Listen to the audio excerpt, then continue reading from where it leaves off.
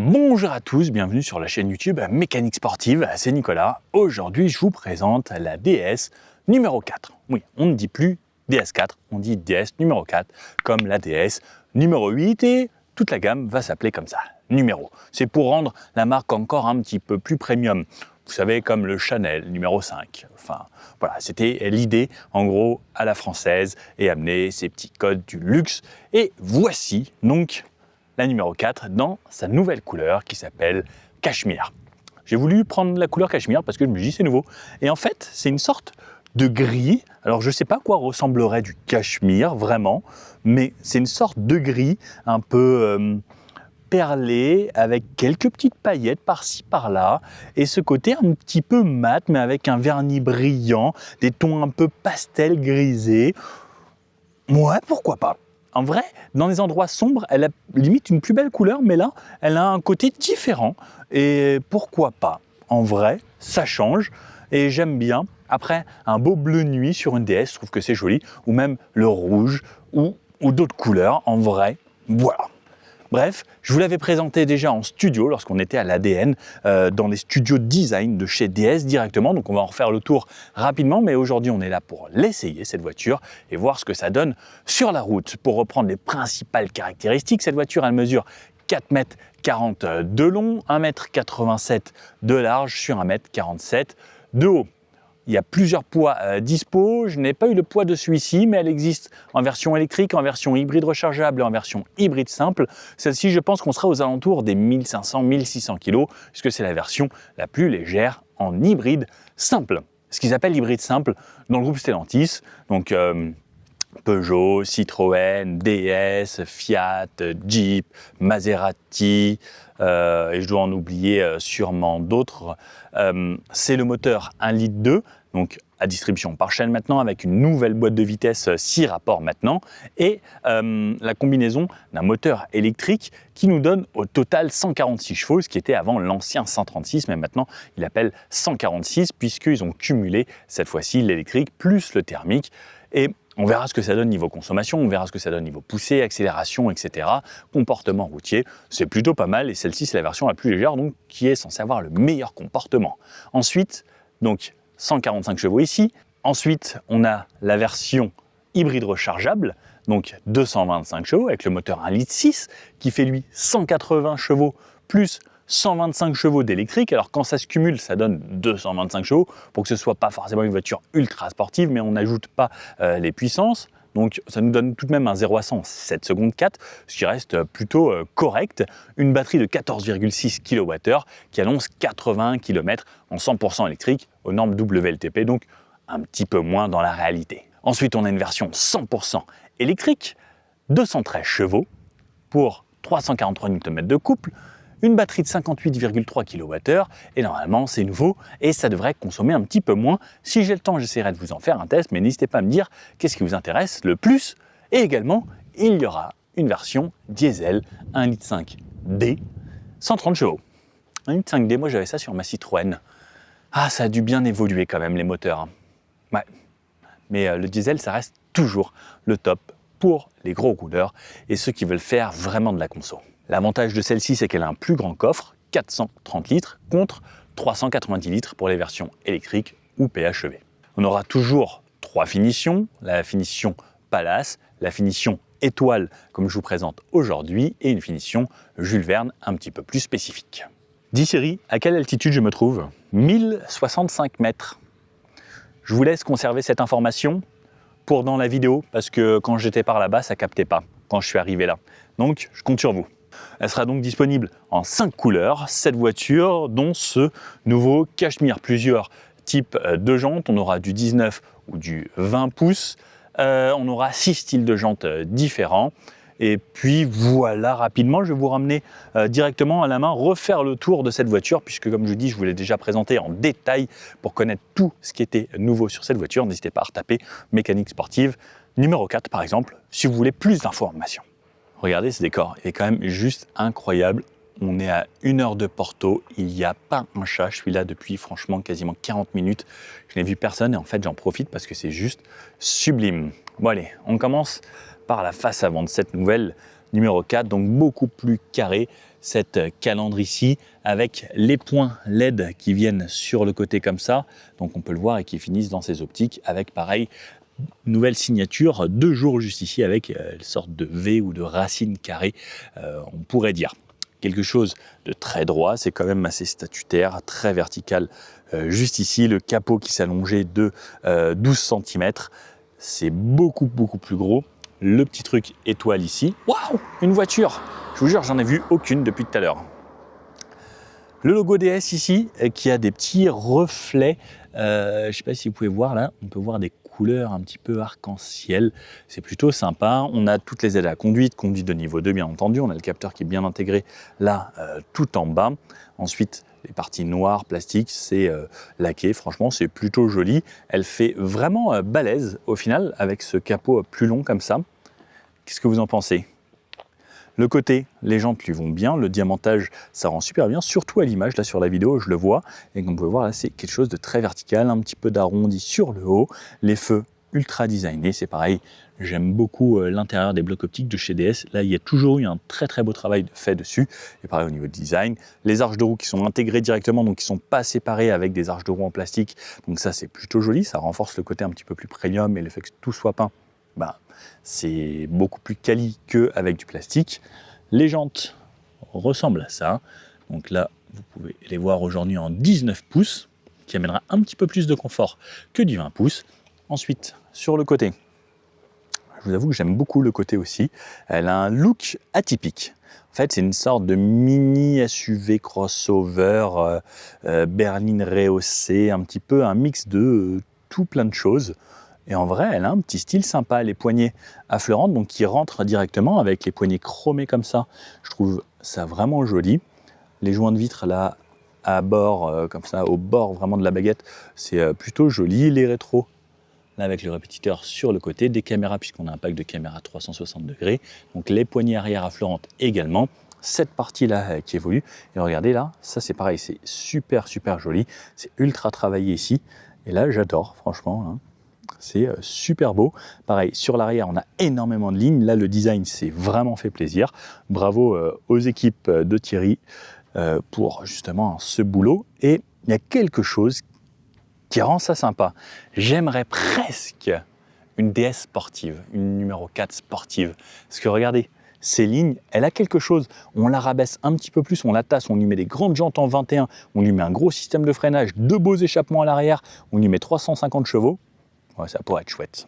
Mais je crois que c'est plus trop d'actualité ces trucs-là. Regardez cette longue ligne là, pareil, donc qui part de là-bas derrière le rétro, qui vient ici se fondre. Un très large béquet ici, regardez. Donc il est juste gigantesque, l'antenne type requin. Sur le haut ici, on retrouve un toit vitré. Alors il n'est pas énorme non plus, mais c'est, on va dire, presque la moitié en vitré. C'est plutôt stylé. Ensuite, sur l'arrière, au niveau des vitres, on retrouve donc des petites incrustations comme ça sur la vitre, ce qui est plutôt joli en effet chrome. Donc ça, c'est plutôt cool. C'est ce genre de petits détails pour moi qui rend une voiture de plus en plus premium. Et donc, ce 3/4 arrière, les feux évoluent. Avant, c'était chromé à l'intérieur. Là, cette fois-ci, c'est en chrome noir. Donc pareil, ça amène une touche un petit peu plus sobre et moins bling. Le DS automobile, donc avec le numéro 4 qui est noté ici, puisque maintenant ce sera noté comme ça, et plus juste DS et DS automobile, et numéro 4 avec une sorte d'alu brossé, c'est plutôt sympa. Sur l'arrière, plein arrière, ça ressemble à ça. Alors selon les angles, si on s'en approche ou on s'en écarte, donc on voit plus ou moins les hanches se dessiner, mais là on peut voir, donc là hein, c'est bien bombé, les feux qui donnent un effet vraiment creusé, sculpté dans la carrosserie. Et donc cet arrière est pareil, tout est peint, c'est plutôt joli. J'ai juste remarqué des petites touches de plastique juste là où là c'est du plastique un petit peu plus traditionnel. On le retrouverait sur une voiture plus standard, mais avec la petite baguette, pour le rappel, un poil mieux dessus. Si on avait peint le tout, ça aurait été parfait. Petit détail juste ici, mais pareil, on peut le voir hein, au niveau le bas des portes et tout. Tout est très bien travaillé. Caméra ici sur le bas, bien entendu, et le coffre, je vais vous en parler, et puis bon, ça vous connaissez, la barre pour étirer, tout ça. Le coffre, donc électrique. Si vous avez bien retenu, on a 430 litres dans cette version, et j'ai pas pris le trépied. Bougez pas, je vais chercher le trépied. Parce que je vous connais. À force, Ça commence à faire des années. Et à chaque fois, si je le fais pas, je me fais engueuler.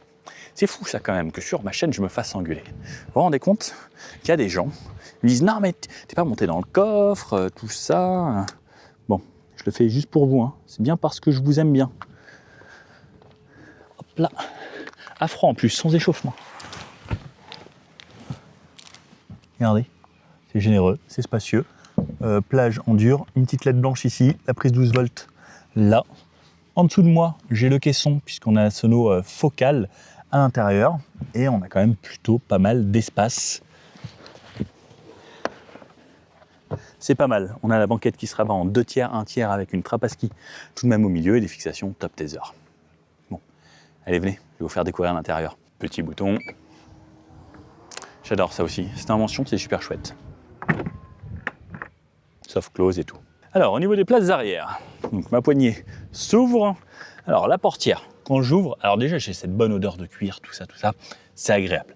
Sur le haut, on a des parties plastiques et moussées, ensuite une imitation bois, du laqué, bref, du piano black, ensuite du cuir, les surpiqûres, le point perle, bref, c'est très beau pour une portière d'une DS comme ça. C'est agréable. Je rentre ici. Hop, Nicolas, 1m80.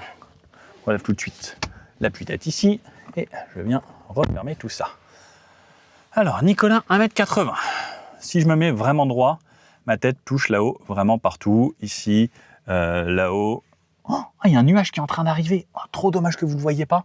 Donc je disais que là-haut, donc si je me mets vraiment droit, je vais venir toucher un peu partout, donc je me tasse un petit peu, le dossier est confortable, l'assise, ça a l'air conforme, avec un poil de fermeté, c'est le bon mix je trouve. Par contre, alors moi qui suis assez grand, 1m80, vous voyez que j'ai aucun appui derrière les cuisses, la banquette est assez courte et peu creusée, donc là, ouais, j'aurais bien aimé avoir un petit peu plus, et peut-être le dossier aussi un poil plus creusé, parce qu'en fait il est bombé sur le milieu de mon dos au niveau de la colonne vertébrale, ce qui fait que je vais vite avoir tendance à aller de gauche à droite selon les virages qu'on aura sur la route. Après au niveau des pieds, moi je conduis assez bas, j'ai de quoi passer la pointe des pieds tout de même sous les sièges. Ça reste pas ultra généreux pour des grands adultes, mais voilà, ça fait le boulot. On a un accoudoir ici qui me permettra d'avoir un petit peu plus de maintien au cas où c'est plus dynamique. Donc là, ça va, c'est du costaud, plus me tenir là. La couloir, par contre, est tout petit ici au niveau du coude du passager. Je n'avais pas fait gaffe la dernière fois. On a une poignée, donc le toit, en fait, c'est un toit ouvrant, un peu plus grand qu'un toit ouvrant standard, mais il n'est pas panoramique, parce qu'il ne va pas jusqu'au bout. Bon, après, la finition est jolie. Ce qui est dommage, c'est qu'on prend des plastiques standards comme une Peugeot 206 juste ici, avec un très très beau cuir ici, une sellerie magnifique. Des petites touches comme ça que j'aurais aimé, voilà, qu'on finisse un petit peu mieux cette partie qui l'a fait vraiment un petit peu moins bien. On a un seul port USB-C en plus. La plupart des voitures font quand même 2 ports USB-C à l'arrière. Un petit vide-poche ici. À l'arrière, les filets, c'est pareil, même là, les sièges sont extrêmement bien finis, c'est moussé et tout. C'est hyper agréable. En fait, quand vous le touchez, vous êtes content. Fixation top taser isofix sur les 2 sièges juste ici, plus ensuite, là, c'est finition un peu bracelet de montre, très agréable. Et les LED qui sont à l'arrière, quand vous voulez chercher votre lumière, elle n'est pas là, elle éclaire comme ça sur votre livre, par exemple. Donc ça évite de se la prendre dans les yeux. C'est plutôt pas mal pour le soir. La place du milieu, donc hop, un couloir, je le range bien. Pour passer les pieds, alors Nico, grand pied, hop. Il faut que je torde le pied bien. Hop, aïe. Là, alors, 1m80. Alors, je ne peux pas passer mes pieds derrière les rails parce que ça vient monter sur les rails. Si les sièges sont assez avancés, je vais pouvoir passer tout juste derrière la fixation. Le dossier extrêmement dur. Là, par contre, c'est un bout de bois. L'assise très rigide et les ceintures ici qui ne bougent pas énormément, qui viennent me rentrer là derrière, où je les sens quand même pas mal.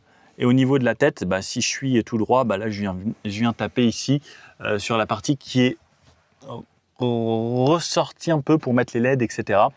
Donc il va falloir que je sois vraiment plus petit ici. Bon, malheureusement, j'ai mangé trop de soupe à l'école. Par contre, on voit dans les portières, finition avec de la mousse, etc.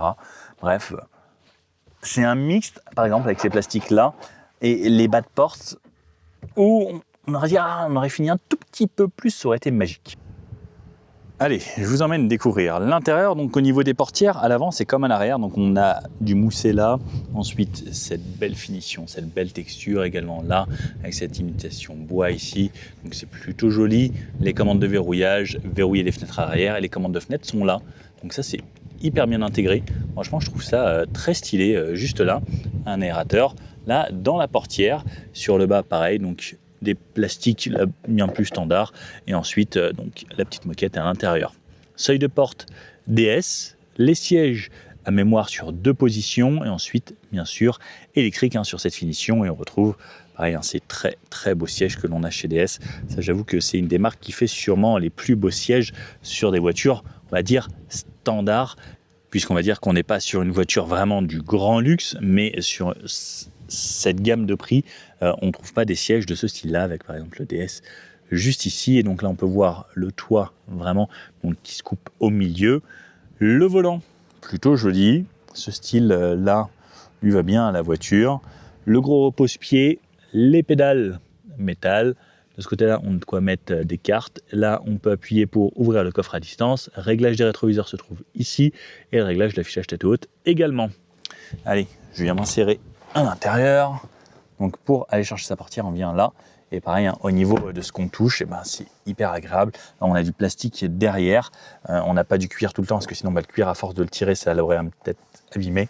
Mais franchement, ça c'est plaisant. Vraiment, c'est rare sur une voiture. Alors, je ne peux pas reculer mon siège si le contact n'est pas mis.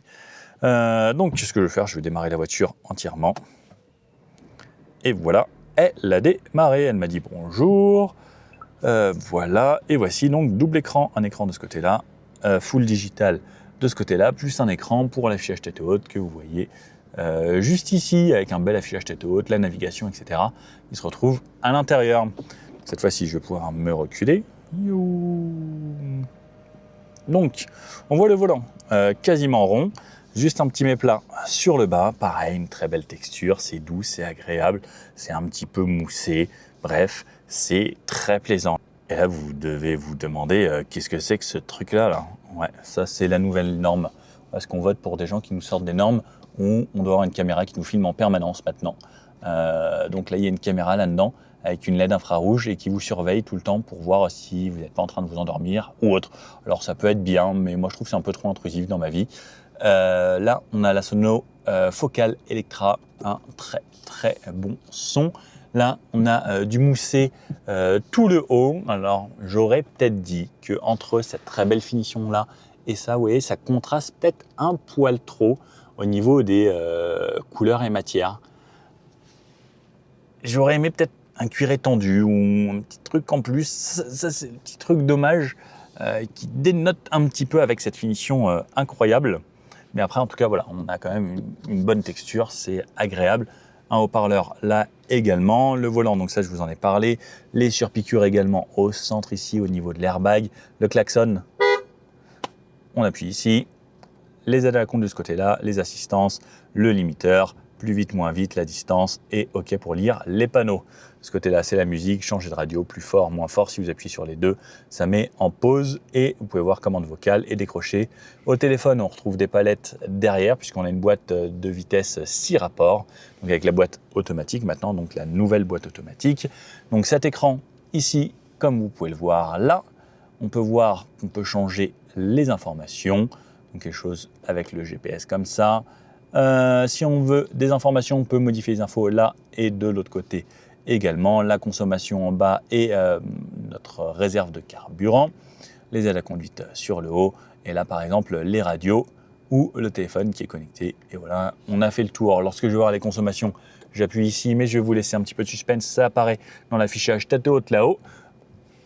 De ce côté-là, deuxième écran avec la touche Home qui est en physique, qui n'est pas sur l'écran. Donc ça libère de l'espace sur cet écran pour avoir la touche Home juste ici, comme les anciens téléphones où on avait une touche vraiment dédiée et ce n'était pas sur l'écran. Donc là, par exemple, on va voir qu'on est dans le menu climatisation. Si j'appuie sur Home, ah non, je ne suis plus dans le menu climatisation, je suis sur Home, mais j'ai des raccourcis climatisation. Ah, je n'avais pas fait attention. Très très bonne idée ça, bravo les ingénieurs. Super de l'avoir mis sur la touche Home ici et pas avoir à aller dans un menu. J'adore, merci beaucoup, il faut le dire quand c'est bien et ça c'est très très bien. Navigation, aide, téléphone, paramètres, Donc là, on a ça. On a ensuite des widgets, des applications que l'on peut personnaliser. Là également ici, je peux activer siège chauffant, volant chauffant avec des raccourcis juste ici. Et je peux personnaliser bien entendu toutes les pages. Parce que regardez, vous voyez tout ça à chaque fois c'est des carrés là que vous voyez. Et tous ces carrés en fait on peut le personnaliser et en faire des pages comme on souhaite. Et également là j'ai la clim qui a été rajoutée. Donc là par exemple c'est quelqu'un qui a paramétré bien la voiture. En tout cas comme moi j'aime. Ensuite les aérateurs ici, donc pour aller de gauche à droite, puisque les aérateurs sont cachés là derrière, vous voyez. C'est franchement très très bien intégré, c'est joli. Et pour monter et descendre, c'est ça. Et cette touche là, cette touche là, regardez. Oh là là, c'est doux. Oh, c'est doux. Oh, c'est doux. C'est hyper agréable. Je pourrais m'amuser avec toute la journée. J'ai envie. Vous savez, ça fait de la résistance, c'est un peu comme une tête fluide de trépied vidéo. J'adore. Franchement, pour cette touche, bravo DS. Là, on voit, enfin, il y a plein de choses dans cette voiture. Ça, plus ça, plus ça. C'est plein de petites touches comme ça qui font que DS sont quand même vraiment un poil au-dessus de quand même pas mal d'autres marques. Le menu raccourci climatisation ici, qui m'amène vraiment cette fois-ci au menu climatisation. Et là ensuite, le reste. Et c'est marrant parce que je n'avais pas vu ça, DSR à l'intérieur ici. Donc cette partie qui est bien intégrée, pareil, là c'est texturé, c'est plutôt joli. Le frein à main qui se trouve ici, donc l'ex-frein à main, maintenant ça s'appelle un frein de parking simplement. Démarrer la voiture, on démarre ici, warning, et les aides à la conduite, si vous restez appuyé, ça désactive tout. Si vous appuyez une fois, comme ça va au menu pour par exemple désactiver l'alerte de survitesse. La boîte à gants, juste ici, on va la faire tout de suite, donc plutôt spacieuse. Vous voyez, il y a des feuilles A4 qui rentrent, elle est généreuse et les feuilles A4 rentrent même comme ça. Qu'est-ce qu'il y a sur cette voiture? Voilà les options de cette voiture. Alors là, c'est écrit en anglais. Là, c'est écrit en français. Si vous voulez faire une pause sur la vidéo pour voir tout ce qu'il y a, voilà ce qu'on a. On a le pack confort absolu. Ah ouais, confort absolu, ça c'est une option bien nommée. Longueur, machin, etc. Bref, vous avez tout juste ici. Désactiver l'airbag passager ici pour les sièges bébés. Là, regardez également, alors bougez pas, je vais recouper le moteur parce que là on me fait tourner pour rien. Pareil, le cuir ici, la finition est superbe, le point perle ici, regardez. Vous voyez donc la couture avec un point qui revient et ça nous fait ce point perle. C'est très agréable, le toucher est doux, on dirait vraiment là une vraie voiture de luxe, premium, ou ce qu'on retrouve dans les voitures vraiment de luxe. On ouvre de cette façon. Ensuite, on arrive à un compartiment. Moi, j'ai mis mon câble parce que je mets toujours mon téléphone par câble parce que le chargeur par induction, ça fait chauffer le téléphone, c'est pas terrible pour la batterie, etc. Donc, moi, câble, je trouve ça mieux et c'est plus rapide. Prise 12 volts et on a un seul port USB-C. Encore une fois, juste ici, pas de porte-gobelet là qui est au fond. Au moins, c'est bien rangé. Et lorsque tout est fermé, regardez, on a de l'espace là. Et également, ça peut me servir à mettre mon téléphone là. Et non, raté. Vous mettrez ce que vous voulez, des cartes ou autre, mais attention, je ne vais pas péter le téléphone. Il m'a coûté cher celui-là. Non, et comme ça ne tient pas non plus. Donc là, on a une petite zone texturée et autres, pour des cartes ou autre, ce que vous voulez. La boîte de vitesse ici, reculer c'est vers l'avant, drive c'est vers vous. On peut passer en manuel juste ici. Le volume, vous avez le choix ici, mettre pause. Est-ce qu'on peut mettre pause là? Ok, non, pause, ce sera arrêté ici directement. Ah non, ça arrête tout ça. Ah ouais, ça coupe tout, ça met pas juste en pause. Ok, ça, le petit pad qui est resté, parce que vous savez, il y avait un petit truc ici. Là, ils l'ont gardé juste pour le côté feeling et que ce soit plaisant et même pour passer les vitesses. Ou si vous voulez poser votre main, vous touchez cette partie très agréable. Les drive modes ici, mode éco, normal et sport.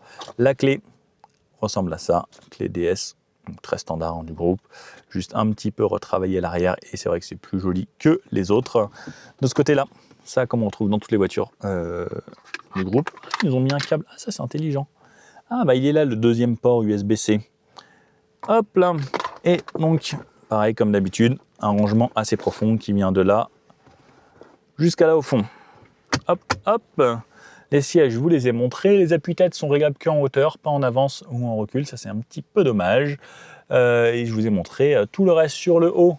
Il me reste ça à vous montrer. Alors, s'il veut bien faire la luminosité, la touche SOS, la touche assistance DS, le rideau ici ou l'ouverture du toit, les LED, alors que ça n'allume pas parce que ça fait longtemps que je suis dans la voiture et c'est en tactile. Voilà, celle-ci s'allume, elle veut bien. Et là-haut, c'est pour les airbags et ensuite le rétroviseur sans bord électrochrome pour la nuit. Bref, voilà. Allez, on va partir de Porto pour venir jusqu'ici, ensuite retourner à Porto. Il y a plusieurs heures de route et voir ce que ça donne avec cette voiture. Est-ce que c'est bien ou pas sur la route? C'est ça qui est important et voir les consos. même si c'est pas la journée où les consos vont être le plus réels parce que on va monter à la montagne. On est à 1065 mètres, n'oubliez pas. Les amis, me voici au cœur de Porto, prêt à partir avec cette voiture pour commencer cet essai. Donc hop, les petits réglages volants et tout, hein, pour tout se remettre bien, la douceur, le cuir, la beauté, l'odeur. En vrai, on est chez DS, on sent qu'on est dans une voiture différente de ce qu'on a l'habitude dans le groupe. Et vraiment, tout ce que je touche là autour de moi, c'est très très agréable. C'est doux, c'est lisse, les sièges, enfin vous pouvez le voir, là, c'est beau quoi. Donc, Drive, j'ai la version hybride. Alors bougez pas. Là, j'ai mes consos, hop, on remet tout à 0 parce que vous me connaissez. On part à chaque fois de 0. Le trip numéro 1 à 0. On ne va pas compter les consos qui se sont faits à l'arrêt parce que depuis tout à l'heure, je paramétrais la voiture, etc. Et là, on part. C'est parti. Alors, ça a l'air déjà très agréable niveau suspension. Bon, on connaît la marque, hein, DS. Alors, le but, c'est de faire des voitures confort. Là, je suis en élec. Donc, à chaque fois qu'il y a un petit peu de descente ou genre de situation, on est en électrique. La plupart du temps. Hop, clignotant. On n'a pas le droit de tourner là-bas. On laisse passer. Le moteur se redémarre si besoin. Alors, là, on a monté. Le moteur se démarre. On l'entend un petit peu. Hein. C'est le 3 cylindres 1,2 litre que l'on connaît bien. Il a assisté un petit peu de l'électrique. L'avantage maintenant, c'est qu'on a une boîte automatique. Là, vous pouvez voir, je suis dans une côte franchement très pentue. Boîte automatique, ça repart, nickel, pas de patinage ou quoi que ce soit. L'assistance de l'électrique fait que ça aide un petit peu à avoir du couple et autres. Et franchement, c'est très agréable. Là, je roule assez bas dans les tours. Bref, c'est plutôt bien. Hop, la voiture est agréable. Alors, ce qui est marrant, c'est que le volant est d'une taille atypique. C'est entre celui de la Peugeot et celui d'une voiture normale. Il n'est pas trop grand, pas trop petit. Il a l'air assez chouette, je pense, même pour une conduite dynamique. Ça devrait être pas mal. L'avantage, c'est qu'il est quasiment rond, sauf le petit méplat en bas. Et en vrai, à voir comme ça, c'est plutôt pas mal. Et oh là, il y a de gros trous. Ouais, la suspension a l'air plutôt bonne. Hein. J'ai hâte de tester ça. En plus, avec les sièges chez mousse et autres, bah, c'est assez agréable. Est-ce que là j'ai un petit bouton pour le massage? Non, je ne l'ai pas ici. Dommage, ça aurait été parfait. Donc voilà, là on a monté. Le moteur, on l'entend très légèrement. Un régime stabilisé, vous allez voir, normalement ça devrait le faire. On l'entend un petit peu à basse vitesse. C'est un 3 cylindres, forcément, on l'entend un petit peu. Et ce qui est bien, c'est que là il se coupe. Et il se coupe quand même très souvent. C'est ça l'avantage de l'hybride. Alors, on sait que dans le groupe, c'est pas une vraie hybride. On peut pas rouler vraiment en élec, par exemple, pendant des assez grosses phases, même si c'est de plus en plus poussé. C'est une sorte de mild hybride très poussé, qui ressemble à un vrai hybride. Donc là, il y a un stop. Le moteur se coupe, il se redémarre très rapidement. Hop. On va à gauche, hop là, et c'est parti.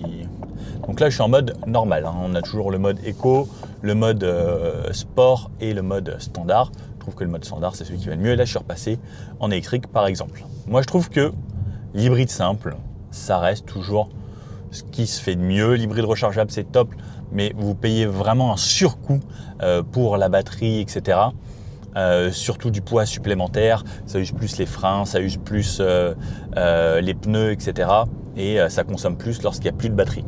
Ça, en vrai, c'est le bon compromis niveau rapport qualité, prix, consommation, tout confondu parce qu'on a quand même de la récupération énergétique au freinage via la petite partie électrique. Bref, c'est un petit peu le meilleur des deux mondes avec un châssis qui fera que c'est plus léger. Donc, on le ressentira également à la conduite. Et ouais, là, sur les anomalies, on a une route quand même très très dégradée là, dans les petites rues de Porto. Bah, c'est plutôt bien.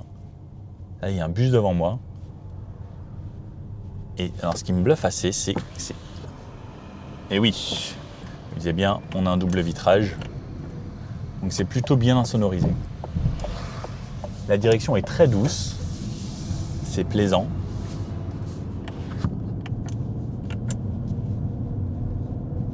Et en fait, comme tout est bien insonorisé, on entend un petit peu plus le moteur. Alors, Là, ils ont fait en sorte qu'on parte en montée, donc forcément, il est un petit peu plus présent pendant toutes les phases de montée. Mais celui-ci, on le connaît. Je fais exprès de passer dans les très très gros trous. Bon, c'est vraiment pas... Alors, c'est pas du tout une suspension pilotée. Mais ils ont essayé de faire en sorte qu'on garde le côté à la fois confort et en même temps un petit peu de fermeté pour que le châssis se tienne un minimum normalement. On testera ça sur les petites routes où ça va être plus sinueux, voir ce que ça donne également en dynamique, puisque c'est aussi important d'avoir une voiture dynamique lorsqu'on a une voiture premium. Et là voilà, à chaque fois qu'on est en descente, eh bien on repasse en élec. Dès que je relâche, j'ai un frein moteur électrique. Donc on sent vraiment un ralentissement. Et là, j'étais pas en mode B. Alors hop, là c'est rouge. Ensuite, on a le mode manuel, mais pas de mode B, puisque ce n'est pas une vraie hybride où on n'a pas une énorme batterie non plus à recharger. Donc, c'est l'entre-deux, mais par contre, on ne peut pas désactiver ce freinage moteur électrique. C'est un petit peu dommage. Et là, on va sortir de la ville directement, arriver sur l'autoroute qui doit être une sorte de périphérique ici, et voir ce que ça donne. Le CarPlay est plutôt bien intégré juste là. Et là, vous pouvez voir, je repars en élec. Donc la plupart des phases, on va régénérer comme une hybride au freinage et ensuite on va repartir en électrique, ce qui nous amène quand même du confort et du silence la plupart du temps. Et pour relancer, dis donc, ça relance franchement bien. Je ne m'attendais pas à ce que ça relance autant. Vas-y mon petit. Hop là. Et là, on va s'insérer ici. Et là, pareil, à chaque fois que je relâche mon pied de l'accélérateur, freinage élec et ralentissement. Donc, grâce au petit moteur élec. De nuit, pas d'éclairage d'ambiance, rien du tout. Très simple, très sobre. Même sous le tunnel, c'est plutôt agréable au niveau de l'insonorisation. On va voir les aides à la conduite, les drive assist. Et là, hop, ça passe de 50 à 100. Ok, allez, on va réaccélérer gentiment, comme ça en descente. Ça y va franchement tranquillement, très agréable. On sent que c'est bien insonorisé grâce aux vitres. N'oublions pas qu'on a un grand toit vitré. Donc, assistance, ok, je dis ok, ok, pour cliquer pour 100 km/h. Et là, c'est parti. Donc, j'ai la conduite de niveau 2, régulateur adaptatif, centrage de voie, etc. Donc là, hop, on garde toujours bien sûr les mains sur le volant, les pieds prêts à aller freiner ou autre. Mais c'est plutôt pas mal. Regardez là, par exemple, devant, ça ralentit. La voiture ralentit d'elle-même. Donc là, pour le moment, à haute vitesse, le moteur reste démarré. Et voilà, ça y est, il est passé en élec. Donc vraiment, on a cette transition qui est imperceptible. Moi, je sais que je suis en électrique parce que l'éclairage et l'affichage de la vitesse passent en bleu lorsqu'on passe en électrique, en blanc lorsqu'on est en thermique. Et ça, c'est plutôt bien pour différencier sans avoir à aller chercher dans un menu. On sait directement si on roule en élec ou pas. Et là, par exemple, là, toute la descente, je vais être en élec. Je vais même sûrement recharger un petit peu. Donc là, je laisse rouler. Après, il y a une lecture des panneaux. Quand on appuie sur le bouton OK, par exemple, là, il y a un panneau 70. Donc, dès que je vais passer le panneau 70, là, il me dit « Est-ce que tu veux passer à 70 ?» Je lui dis « OK ». Et là, je suis à 70. Donc, elle va s'adapter. Donc là, j'étais un peu trop vite. Elle a ralenti pour aller à 70. Hop, et c'était à droite. Ouf, j'allais me tromper. Je vous parle, mais il faut que je suive un peu le GPS. En vrai, c'est plutôt bien. Là, on a un virage. Alors, attendez, bougez pas, je le prends rapidement. Ok, alors ça s'écrase quand même un petit peu, on va pas se le cacher, ça s'appuie bien, ça prend un petit peu de roulis. Les sièges sont très confort, ils sont extrêmement ouverts au niveau de l'assise, donc niveau maintien, c'est pas forcément l'idéal. Après, n'oublions pas, c'est une DS, c'est pas une voiture de sport. J'aurais peut-être aimé quand même un poil plus de maintien au niveau de l'assise pour ce genre de virage. Et au niveau du dossier, c'est très ouvert. Donc même si vous êtes un peu plus corpulent, vous pouvez faire une centaine de kilos, vous vous sentirez bien dans ce siège. Allez, on va aller se mettre à 120 directement. Ici, on est sur l'autoroute.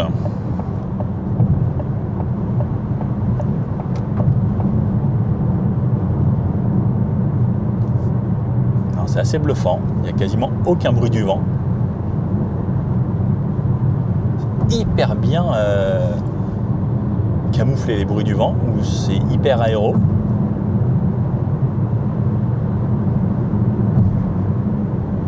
vraiment pas mal. Donc là j'ai les bruits de route, de roulement qui remontent parce que c'est un goudron pas très propre ici. Mais c'est plutôt pas mal. Allez, moi je vais me mettre à 130 parce que chez nous français on est à 130. Là ça réaccélère s'il y a besoin, donc là je réaccélère que au régulateur.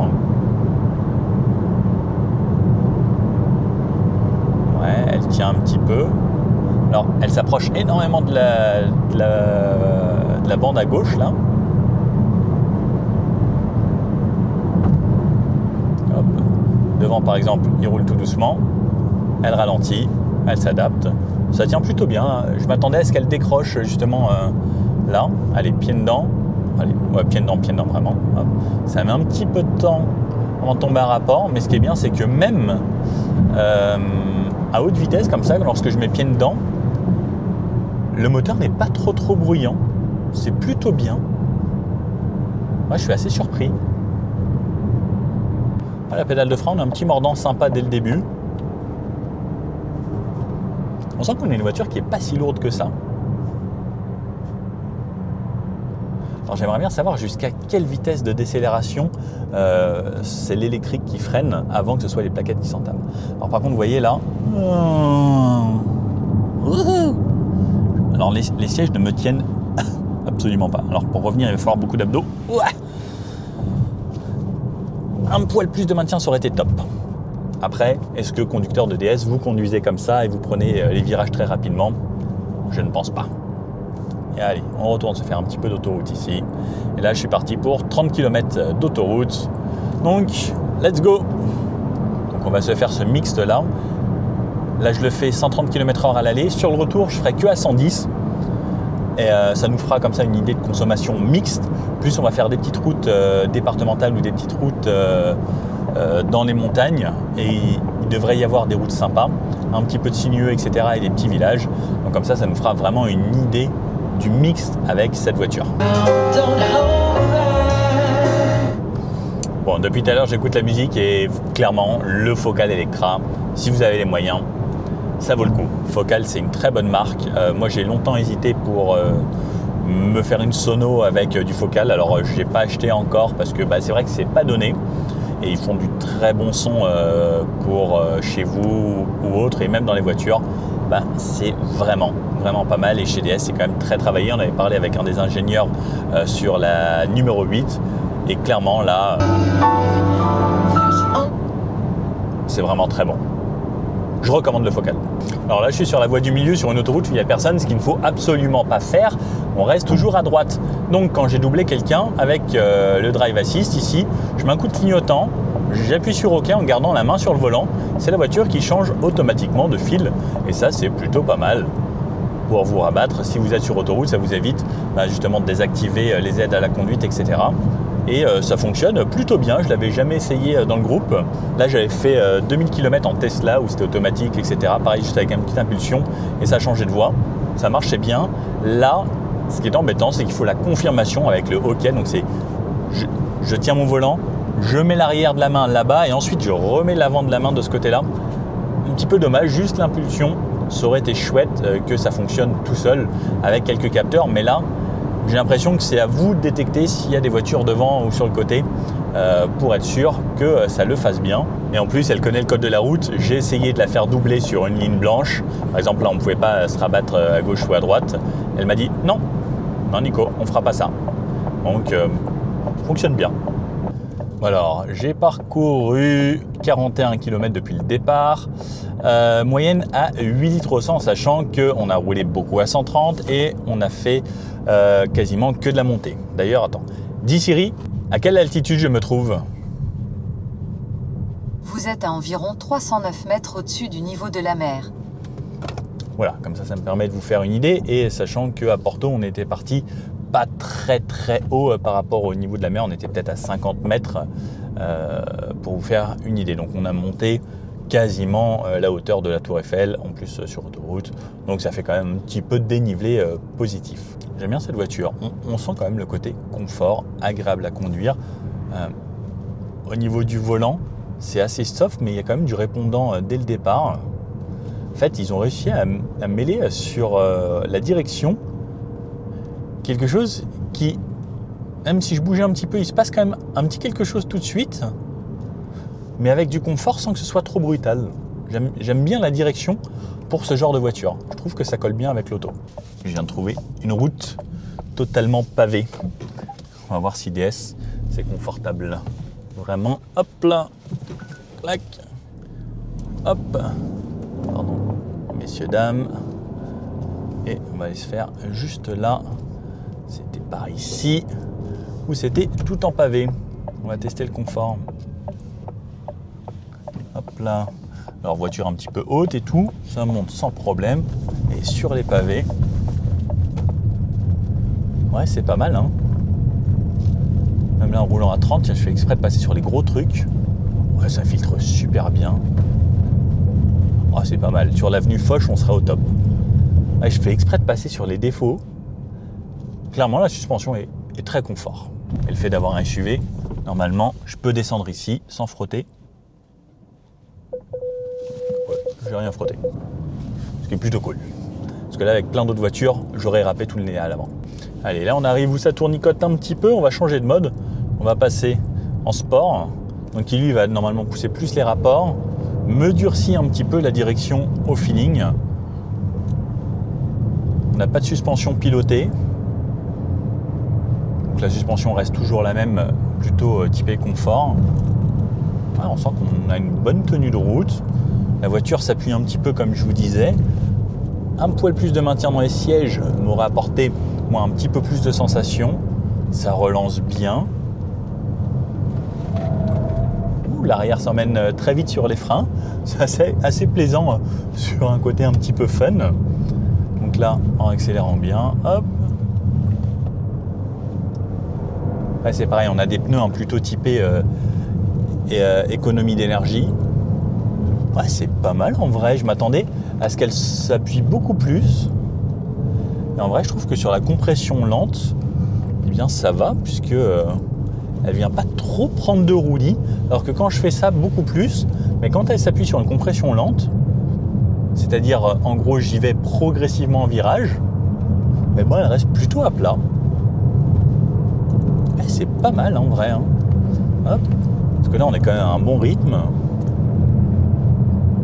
En vrai c'est sympa de rouler avec un bon rythme.